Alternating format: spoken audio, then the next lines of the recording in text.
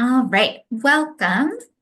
This is one of our research success series run by the Faculty Research Development Office and Advance at UNM. I'm Hannah Yohalem. I'm the Assistant Director of FRDO, and Dr. Hannah Torres, the director, is also here and will be answering questions in the chat and doing some background stuff.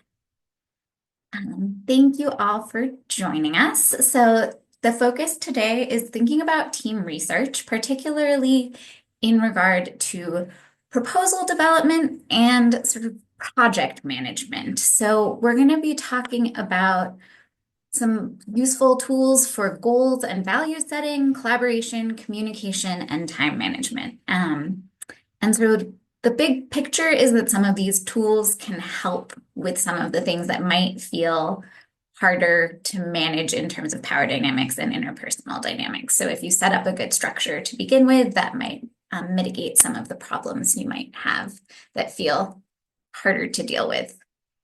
So we're going to start with an icebreaker, and we're actually doing it in Mentimeter, which is a different tool to allow for anonymity. So we want you to feel comfortable putting answers in the chat that you might not feel comfortable putting in the chat with your name attached. So Hannah just put the link in the chat, and I think someone else just joined, so if you could put it in again. And I'm going to stop sharing my screen. And we'll share the Mentimeter. So,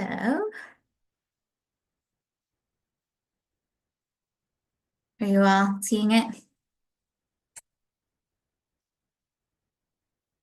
So, I think this is show responses, real time. Yes, okay, great. So, what is a challenge you faced working with an interdisciplinary team? Different working styles? Yeah, absolutely. Accountability, people not finishing their components of the work on time, questions of authorship, everyone wanting something different, needing to learn a new vocabulary. That's a really interesting one, and one of the great problems, but also values of working on an interdisciplinary team.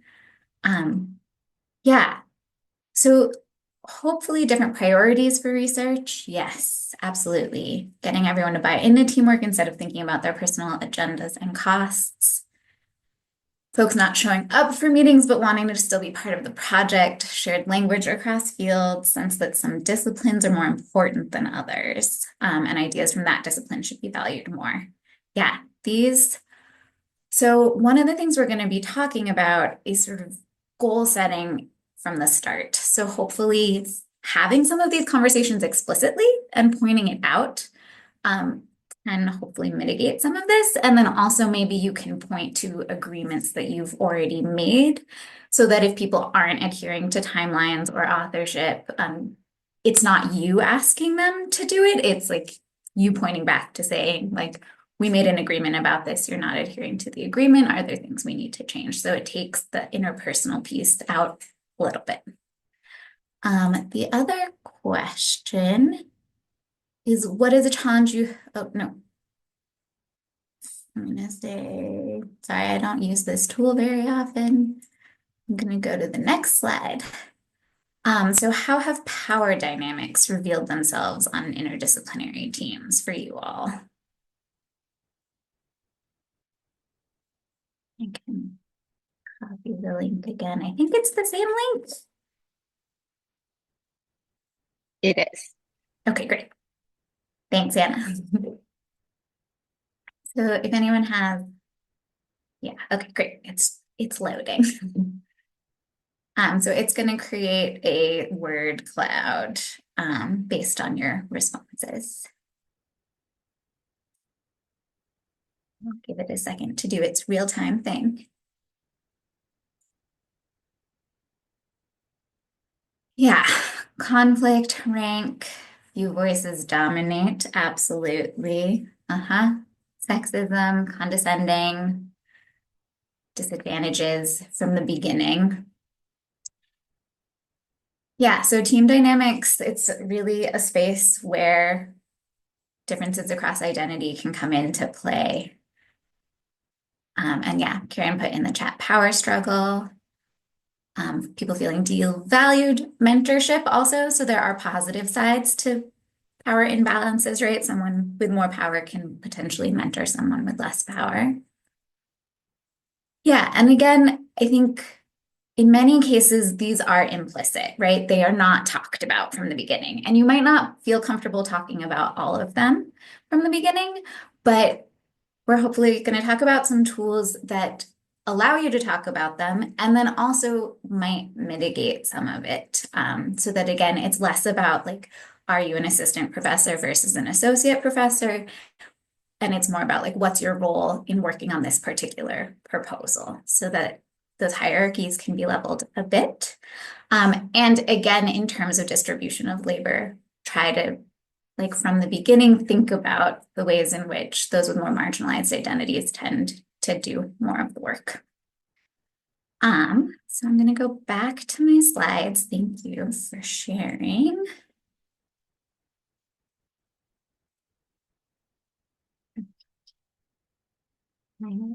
Okay, are people seeing the slides again? Great, okay. So, setting the stage. Interdisciplinary research can be high reward, allowing for diverse perspectives, more competitive grant proposals, research with broader impacts, and hopefully fulfilling collaborations, but it also creates predictable friction. Most friction we're hoping is structural, is about the way the team is set up and not interpersonal, although there can be some of that. And ambiguity especially creates friction. There's questions about roles, authorities, and expectations. So we're trying to making suggestions about ways to make things as transparent as possible so there isn't room for people to have to like pick up the ball as much. And then structure, we hope, turns tension into something teams can work with. So again, common challenges, many of which you all addressed in the icebreaker: unclear decision-making authority, uneven or invisible labor, senior voices dominating by default. Those for whom the stakes are highest tend to have the least amount of power. So again, like earlier career folks tend to need these grants more than the like full professors on the proposal. Meetings that might feel inefficient or unsafe, misaligned timelines, incentives, or stakes more broadly. So hoping to address how these can be done. So ensuring collective success requires project management. So that's sort of our thesis. We hope it helps. We do also want to acknowledge that there are people who this just isn't going to work with. Like there are those senior faculty who are, and again, it's not always senior faculty, but it can tend to be, who are maybe checked out, who are just interested in their own project, but whose name you really need on a proposal. And so it's valuable to be realistic going in at the beginning too. So if you think that this can work, try it. And I would try it with anyone, right? You might be pleasantly surprised that there is someone you think is just intractable, but they actually are open to something like this, and to sort of like being managed by the structure of the team. But if it's not working, you might just need to acknowledge that you or others on your team are going to do more of the labor and you just need their sign off. So be realistic, but we hope that it can help with effective teamwork. Exceptional communication is really key to this. Outstanding organization, shared vision and clear processes, collaboration and stakeholder management, so sort of keeping people in line and on track, and time management and prioritization. For a grant proposal, much of this is going to fall to the PI. We also highly recommend, if you get a grant, writing in a program manager or program coordinator so that some of this for the actual project doesn't always fall to just you. The other thing is that some of this, if you put it in place at the proposal stage, and you might end up doing it sort of at a smaller scale at the proposal stage, it will value the project, like it will carry into the project. And it's even something that you can put in the grant proposal itself, right? You can say, we have these systems in place. Our team already works really well together. These are things we're doing. So it is something you can actually report on.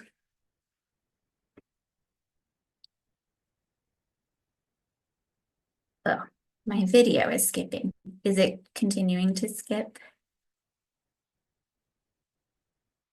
Okay. I Let heard that fine. okay. Let me know. I'll move a little closer to my mic and my camera. If it's skipping at all, please feel free, anyone, to come off mute. Also, feel free to put questions in the chat as we go or come off mute and chime in. Um, So this is, sorry, I didn't remember I had a slide about this. This is about what I just said, that if you establish good processes and team agreements at the proposal stage, it carries into the actual project.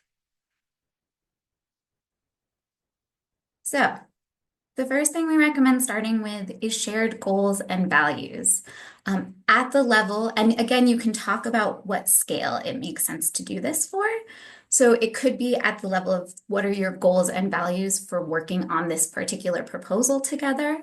What are the goals and values for the larger project? Or if this is a team that you're going to work on multiple projects and multiple proposals with, it can be at the level of the team. And we recommend starting with core values. What is important to you? How do you want to work together? And what are you trying to do as a team? And this is where you can talk maybe more explicitly without it being about your personal experiences directly, about like acknowledging that like women and people of color tend to do more of the labor. So is a core value that you're going to try and divide the labor more equitably or more equally. Um, can you talk about a core value of timeliness, right? Like people tend to be willing to talk about this in the abstract. And then again, you can point back to saying, like, it feels like the work that's happening isn't fulfilling our core values if people are not responding to messages that you're sending. Also, setting specific goals. So again, is the goal of like getting a grant submitted? Obviously, that's part of it. But in what way? How do you want to get that grant submitted? What are your specific goals for working together? Is the goal that this like no one feels too overwhelmed by this? Is the goal that you, I don't know, get to know each other better through this process, right? It allows space for both like research specific goals and team sort of interpersonal specific goals.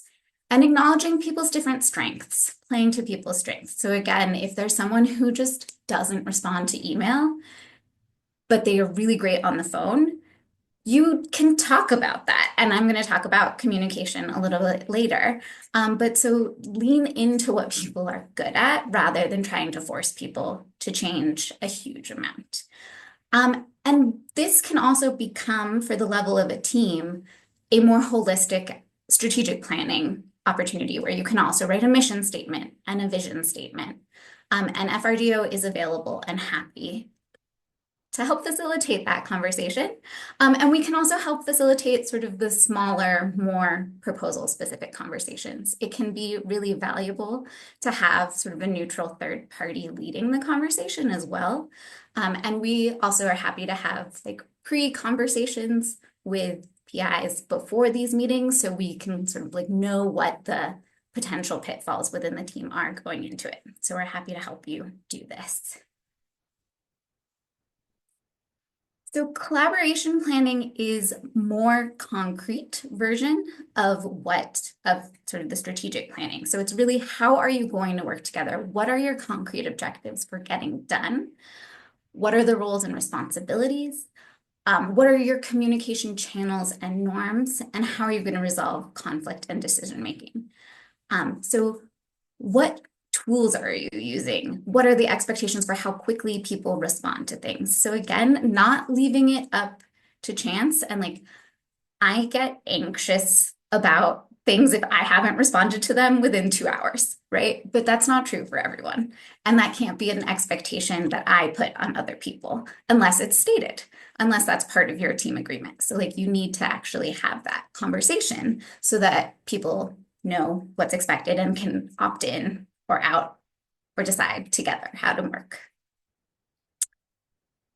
So some concrete questions to discuss with your team about collaboration. We're talking about like what are your goals in terms of the collaboration and visibility, accessibility of materials. So, for example, if you are working on a proposal, do you need to keep old versions of drafts? Do you need version control? Do you expect multiple people to be working in the document at the same time? Are you co-writing or are you writing and then having other people review? And this is also a question, again, in team research, there are often outside collaborators. Do they need to actually have access to live documents, or are you just trying to have people able to see and check in every once in a while? Like, what is the actual collaboration you're planning to do? So on that same line is, who is your audience and user base? So do you expect different levels of engagement? Are there any privacy needs? Because that might implicate like which tools or systems you use. If you're considering FERPA or HIPAA, do you need to use a UNM internal system, or could you use something like Google Drive? And for example, HSC really discourages the use of Google Drive because of HIPAA concerns. And thinking ahead to the project, like what data and records do you need? So this is a good chance to sort of pre-think about your data management plan, right? So are you already collecting information that can sort of live in both places as a way of collaborating on the proposal and as part of data management moving forward? And again, the sort of meta question of like, how are you going to communicate about your communication and collaboration expectations? Are you having a weekly meeting? Do you have like a Slack or Teams chat? Is there a email that sort of updates from the whole week that the PI or someone the PI designates is going to send out? Like, what do you actually expect people to be paying attention to so they can prioritize it? So I'm not going to read this whole matrix, but this is looking at some of the collaboration tools, particularly file sharing tools that you have access to as a UNM faculty member or staff member. So SharePoint and Teams, OneDrive, so those are both Microsoft tools. Google Drive, Dropbox are both have free versions that are publicly accessible or paid versions with more storage and capabilities. I will share these slides with you all later so you can look through some like key points about the pros and cons, when to use them, what context. One major question, again, is to think about access to live documents where people are actually seeing changes in real time versus a file sharing space where you have documents, static documents that you can all access together. Similarly, this is a way to think about the value of co-writing. So there's a question of like, how engaged do you need everyone to be in co-writing a proposal? And the scale along the bottom is from group writing to principal writer. So group writing is where everyone writes on everything. Subgroup writing is where a document is split up into expertise areas with each individual contributing to a subsection. Core group writing is a subgroup of a few co-authors writes the paper. Scribe writing is one person writes based on previous group discussions, which I think is really interesting. And principal writer is one person drafts and writes the paper with feedback from other people. And it depends. There is no one size fits all, right? So I think also thinking about what are you trying to achieve. So the wider the block is, the more relevant. So group writing, for example, allows for more expertise coverage and interdisciplinarity. A principal writer has much less of that. But inversely, the feasibility of actually getting the writing done decreases with the more people involved. So if you have a really quick turnaround on a project, it might make sense for one person to write it and then get feedback, or for a core writing group to work together. So again, we'll share these slides so you can look at this and think about it more over time. So communication as separate from collaboration is, again, sort of communication is the framework that allows for collaboration.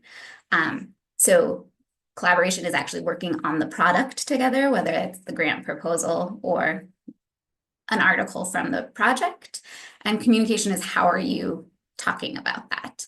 So you want to identify channels team members have access to and comfort with. So again, if you love Slack, but no one else on your team has ever even heard of Slack, Slack might not be the best option.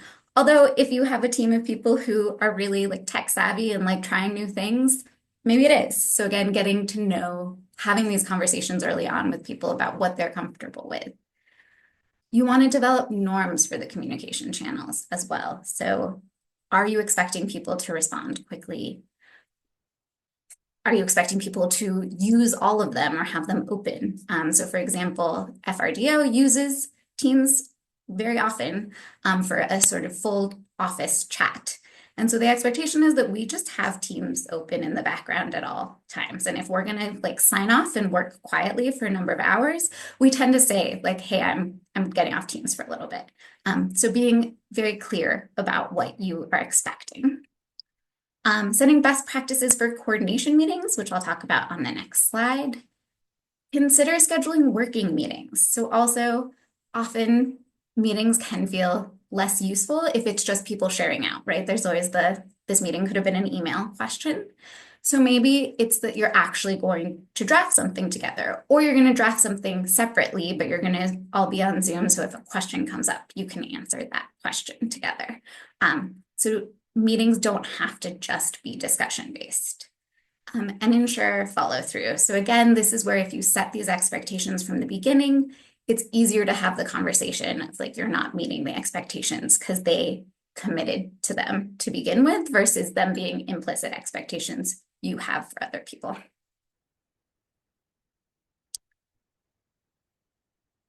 So these are some meeting best practices from Dr. Stephen Rogelberg, I don't know how that's pronounced, who Advance actually brought to campus a couple years ago, and he gave a great talk about this.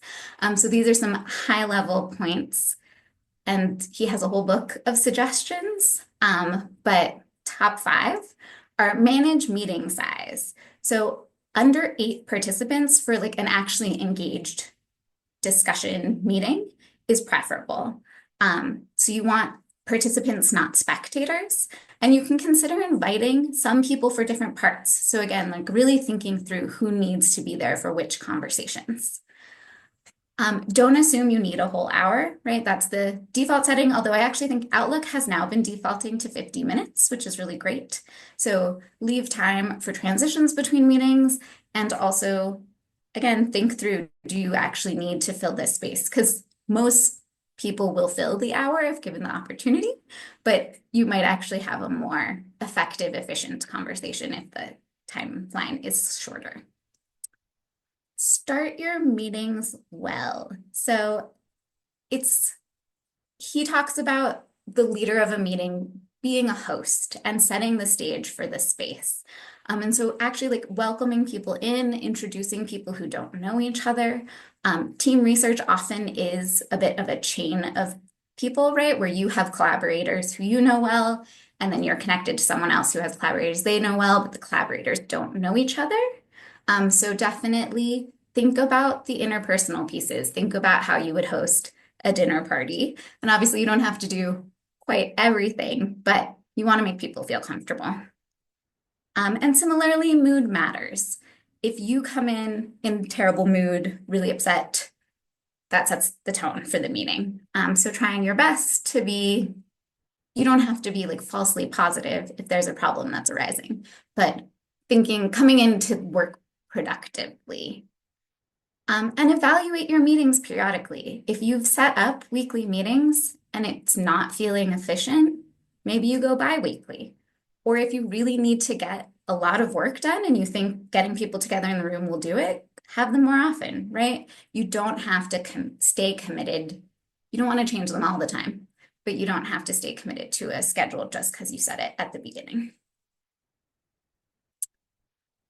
And in general, the more prepared you are for the meeting, the better it's going to go. So set a goal or two for yourself for the meeting, and then determine how you will run the meeting to meet those goals. So does it need to be a conversation? Does it need to be collaborative writing? Do you actually need to just meet with one person? or can it be an email instead? Again, not going to read through this whole matrix, but a list of common tools and best for when to use and expected response times. So things like team chats, email, videos, and text or cell. Again, are you, and I think really critically about work-life balance, right? You get, because you are setting these norms as a group, you get to set barriers at the beginning that are much harder to put in place later. So if people start texting and then you later don't want to text anymore, it's harder to back off of that. But if at the beginning you say, like, I try to keep my work to work hours, I would prefer that we're not texting on personal numbers. That's much easier to adhere to. And again, if someone has an emergency, right, you can put in contingencies. But yeah.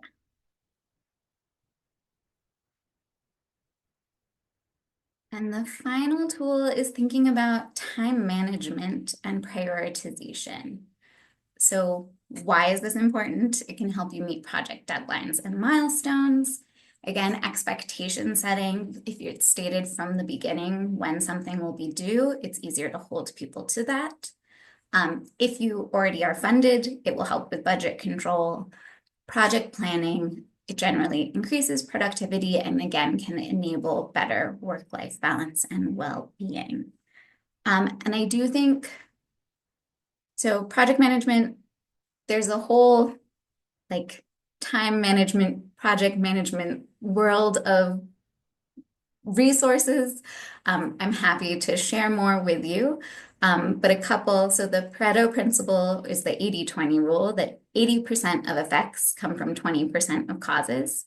So really focusing in on those prime 20% of things you actually need to get done that will actually really move the project forward and deprioritizing the other pieces.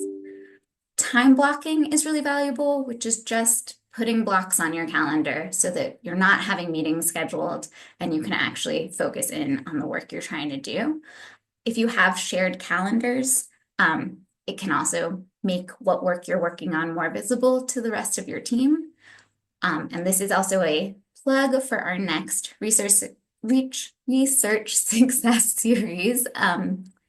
Will be session is at the end of April, and it is a panel of faculty who we think have been doing a good job of blocking time and prioritizing their research. And so you'll have an opportunity to ask questions and hear from people who are putting this into action and doing that work for themselves. Eat the frog is the idea of starting with the worst task. So just get it over with, start your day, feel great about yourself about finishing something that you were avoiding. It's a hard one, but I think does make people feel better overall. And then Kanban or other project management boards. There are lots of websites that do this. It's sort of like index cards, visualizations of what work you're doing and what needs to get done. And you can filter by different themes or topics or who's working on what. Project management software sometimes feels like a silver, like you hope it will be a silver bullet, but it's only as good as it is used. So again, as with other like communication tools, if you actually think your team will use it, great. But if you don't think anyone's going to actually put anything in it, then it's going to be unrealistic. But you can also, if you are the type of person who would benefit from that, you can do it for your own piece without getting buy-in from the rest of your team. And again, if you're interested in learning more about this type of software, I'm happy to do a live demo, show you some on this call or one-on-one separately. Another tool that sort of a summary tool that goes into is a document that will document all of these different pieces is a team charter. And we have a team charter template that we can email you. And so again, it's more formalized. Not every team will be willing to actually fill one of these out. It is built into the Grand Challenges program. Tracy Wenzel, who's on this call, has been working with the Grand Challenges teams to build team charters. They're a really useful tool if, again, the team will commit to doing it.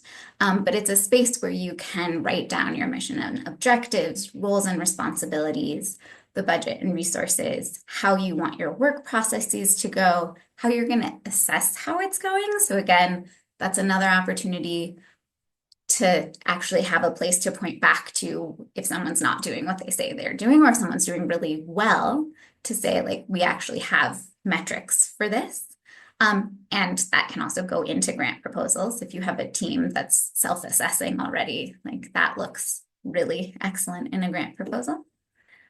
Your communication norms and rules and conflict resolution, and you can get your team members to sign this document. So again, it's on paper that they have at least seen and agreed to adhere to what's there.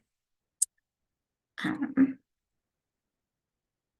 and then just more broadly, FRDO is here to help. These were sort of some broad overview of tools. We're happy to keep talking about this, but every team is different. Every interaction is different. We are more than happy to talk to you to help facilitate these conversations. We have specific grant writing consultations, which I'll drop the link to in the chat in a minute.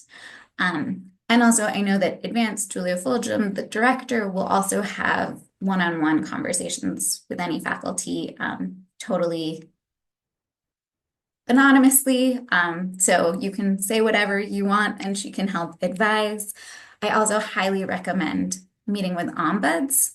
They are a free service to anyone on campus, and they will role play different difficult conversations with you. They'll give you sort of framings for how to go into that conversation in a less confrontational way.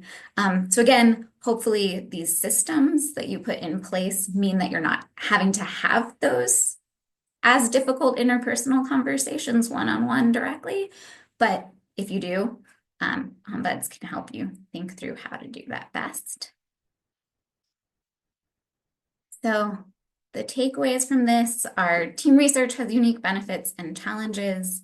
Effective project management is a key skill for team researchers. Particularly visioning, communication, collaboration, and time management are critical components of that. And effective project management, we hope, can help diffuse some of the challenges around team collaboration. So we have one last closing question for Mentimeter for you all to write down, and then we're just going to open it up to discussion. And Q&A, and again, happy to demo any specific tools that people are interested in, or just have a conversation about what is working and isn't working, and would love to hear your feedback as well, like responses to people, to each other, if you feel comfortable about like what you've done that has worked to help manage a team.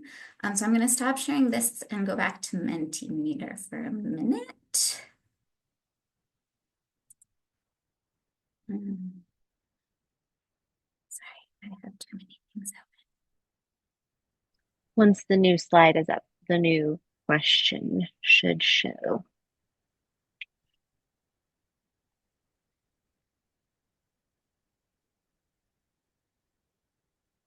So the question is, what is one project management tool or approach you're most interested in learning more about or applying on your team? So again, this is partly for us. We could do a follow-up presentation or have a one-on-one meeting. This is anonymous, but if you want to follow up with us, we're happy to talk through any of these tools or skills. And while people are doing that, Julie also put a question in the chat about whether we can talk a little about how teams that didn't do some of these things at the start can take corrective action. For example, in terms of getting publications out that are being stalled by more senior members. And I would say, I think that in these cases, it can be extra helpful to bring in an outside facilitator. So working with someone like FRDO to spur specific action toward writing, we can help to frame agendas and facilitate meetings toward goals that we develop with you. This is also where ombuds, I think, can be especially helpful as a resource. Do others have ideas or suggestions?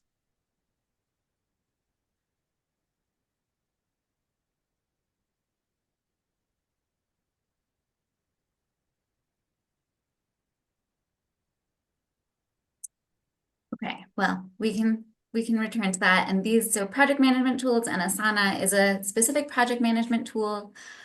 Conflict management tools, again, I would say that ombuds would be particularly valuable at helping you think about that since it is more interpersonal and have how to have those difficult conversations.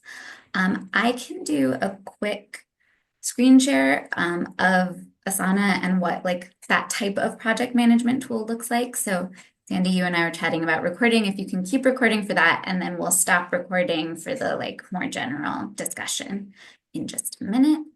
So let me open Asana.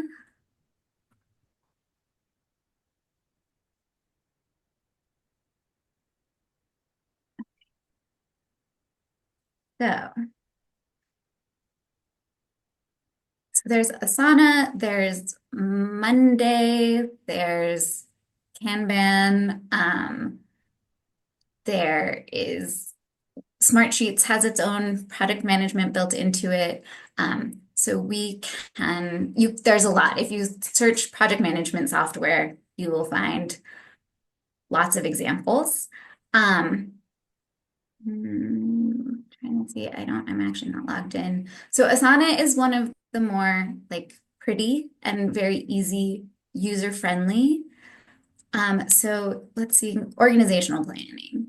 So it has you enter things into what is more or less an Excel sheet, right? It is a database where you enter information and then it visualizes it for you in different ways. So you can have it visualize timelines. You can make different pieces of a project contingent on each other so that one person knows that they can't start something until someone else has finished it. Um, this is what like the Kanban board looks like, where it's sort of based on either topic or person, and there are different board, like individual blocks for each person or each topic. Let's see, resource planning. Yeah, so this is a team, and you can see team capacity, so how much time they have. But again, the only way you know that this person can only work, like only has 25% availability to work on this, is that they actually recorded all of the work they're doing there. So you definitely need to have it in there. You can enter goals and it will visualize. And now there is a lot of AI built into all of these tools now, which has meant it's changed a lot. So they're as useful as what you put into them. Um, and you can, yeah, view it as a list. So that's sort of the database basic, the way that you enter the information. You can view it as a board. And so that is the blocks that are like one square per object. You can make a timeline. So if people are good about putting dates in, you can see where you are on a timeline or a calendar. And Gantt is the one that has the you can't start something until someone else is done. Um, so yeah, if people do it, they're really see.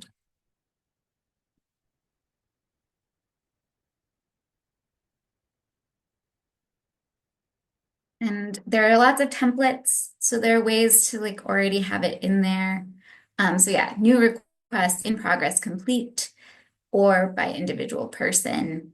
Um, yeah, and I used Basecamp is another one for a publishing job that I had before. And we managed everything in there. So communication was in there. It has like most of these have chat spaces as well. And so we did not email. We were not sending drafts of proposals to each other. Everything was in Basecamp. I do think you often need sort of full buy-in for FRDO, we use Smartsheet. So it's just, again, sort of a table like an Excel, but you can visualize it by who's working on what or topic. And so that's a, like a sort of very basic, it just gives us visibility of each other's work because you can log in and like see what else people's list. So it's pretty much a shared to-do list, right? It's not actually using a ton of other functionality, but I can just see that Hannah has like 10 open proposals. All right. Um, so I'm gonna stop the recording now.